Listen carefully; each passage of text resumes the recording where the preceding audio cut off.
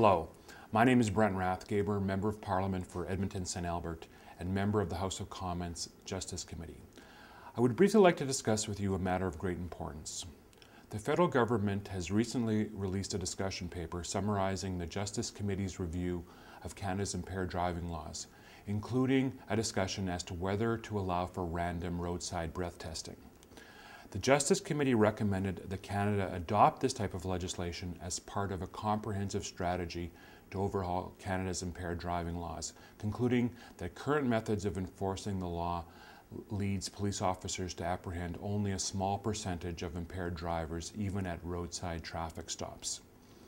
Similar legislation in Australia, New Zealand, and 22 European countries has helped to significantly lower the number of impaired driving incidents. If adopted, random roadside tests would replace Canada's 40-year-old impaired driving laws, which allow police to administer a breath test only if they have reasonable suspicion of impaired driving. Critics of random breath testing are concerned that this type of legislation could give police the powers to detain drivers without reasonable grounds or even suspicion. Civil libertarians contend that random breath testing is in violation of Canada's Charter of Rights and Freedoms, which protects all Canadians against unreasonable search and seizure. Questions have also been raised about the true randomness of random breath testing and the possibility that it could lead to profiling. However, the evidence in favor of random breath testing is quite compelling. In Australia, where random breath testing was long ago implemented and has been most extensively studied, total fatal crashes have dropped by 35% between 1988 and 1992. In New Zealand, it is estimated the cumulative crash reduction was 54%, and in Ireland, the reduction was 23%. However, this evidence is complicated by the fact that nearly all relevant jurisdictions have seen reductions in impaired driving over the last 30 years, regardless of whether random roadside testing was allowed. Canadians are justifiably concerned about impaired driving. In an average year in Canada, impaired driving kills over 1,200 persons, injures over 71,000, and causes damage to almost 250,000 vehicles. In 2006, the most recent year that data is available, it is estimated that impaired driving, including impairment by drugs other than alcohol, claimed 1,278 lives, more than twice as many lives as all other types of homicide combined. I fully appreciate the devastating impact that impaired driving has had on the lives of many Canadians. Every impaired driving related death is one too many, and repeat offenders must be severely dealt with.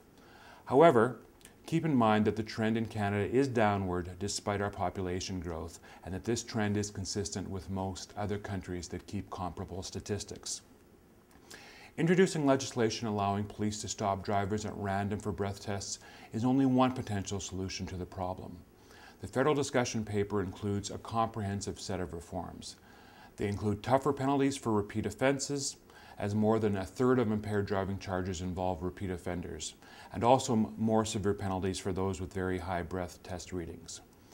Repeat offender penalties were increased in 2008, but the Justice Committee is recommending even tougher sentences, including longer license suspensions and more use of ignition interlock devices, where a driver must first blow into a device before starting his or her vehicle. If the driver's blood alcohol concentration is above the preset limit, the vehicle simply will not start. The paper also proposes creating a new indictable criminal negligence charge and linking fines for first impaired driving offenses to blood alcohol levels. Together with an effective awareness campaign, these comprehensive reforms would certainly make our streets safer.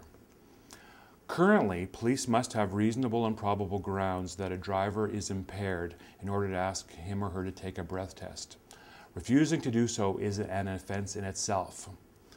The proposed change would allow the police to make a demand regardless of whether or not they had reasonable grounds, and allow the police to demand breath tests from any driver, anywhere, for any or for no reason. Random roadside breath tests may entail giving police a far too intrusive tool that could easily be abused. It will result in a direct challenge to our protections under the Canadian Charter of Rights and Freedoms from unwarranted search and seizure.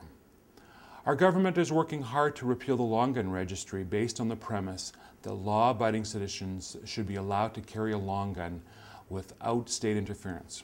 Are we comfortable letting police pull over drivers at random, detain them, and demand that they perform a breath test without reasonable suspicion? We must move slowly and cautiously as we debate the ramifications of random breath testing and the power it gives to the police in the context of the rights and freedoms guaranteed by the Canadian Charter. The question is this: do the benefits of random breath testing outweigh the loss of our personal rights and freedoms? As Canadians, are we comfortable handing this kind of power over to the police? Random testing may in fact target those who are already careful, responsible, and law-abiding. In a free and democratic society, law-abiding citizens should be able to go about their business without state interference. This discussion has raised far more questions than it has answered, but I really want to know what you think.